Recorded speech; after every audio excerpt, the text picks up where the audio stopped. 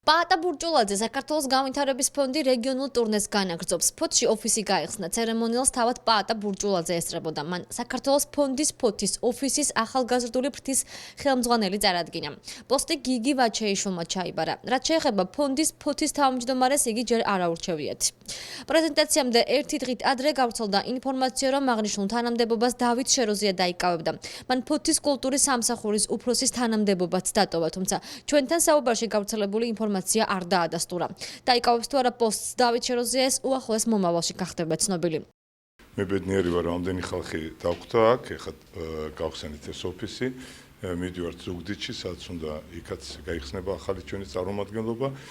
მთავარია ახლა ჩვენ შევხვდებით ფოთის მოსახლეობას. ვიცით უკვე რა პრობლემები აქვთ მათ, მაგრამ გვაინტერესებს რომ მოვისმინოთ მათგან თუ რა აწუხებთ და ამას ყველაფერს ჩვენ შევაჯამებთ და შევიტანთ იმ პრობლემის რიცხვში და იმ გადასაჭერ პრობლემებთან შორის, რომელიც ჩვენ უნდა სულ ცოტაღანში დავდოთ ჩვენი ხედვა, თუ როგორია საქართველოს მომავალი განვითარება, როგორ შეიძლება მოხდეს. პაატა ბურჭულაძე საქართველოს განვითარების ფონდის ფოთის ფილიალი მობილიზებული იქნება უშუალოდ ქალაქში არსებულ პრობლემების განხილვაზე. ჩვენ უკვე გვაქვს გარკვეული პრობლემები მოძიებული, მუშაობთ მათ და ზუსტი პრობლემების დამატებით ნაწილზე ასევე და ვიმუშაობთ ასევე მათ გადაჭრის გზების გეგმის დადებას.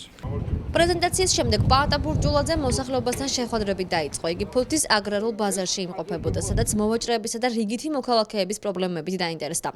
სოციალური სფერო და ეკონომიკა ეს ის ძირითადი საკითხებია, რაც ფოთელებს აწუხებთ. ხალხთან შეხვედრის შემდეგ პაატა ბურჭულაძე ფოთის ცენტრალურ ბიბლიოთეკაში მივიდა, სადაც შეკრებილებს სამომავლო გეგმებზე ესაუბრა. როგორც ცნობილი გახდა, რეგიონებში გამოკვეთილი პრობლემების შედეგად ფონდი განვითარების გეგმას შეიმუშავებს, რომლის პრეზენტაციაც თბილისში 3 თვეში შედგება. პაატა ბურჭულაძე საქართველოს განვითარების ფონდის ოფისები უკვე გახსნილია ახალციხეში, თელავში, რუსთავში, ოზურგეთში, ქუთაისსა და ბათუმში. ფოთის შემდეგ ფონდის წარმომადგენლები ზუგდიდში იმყოფებოდნენ.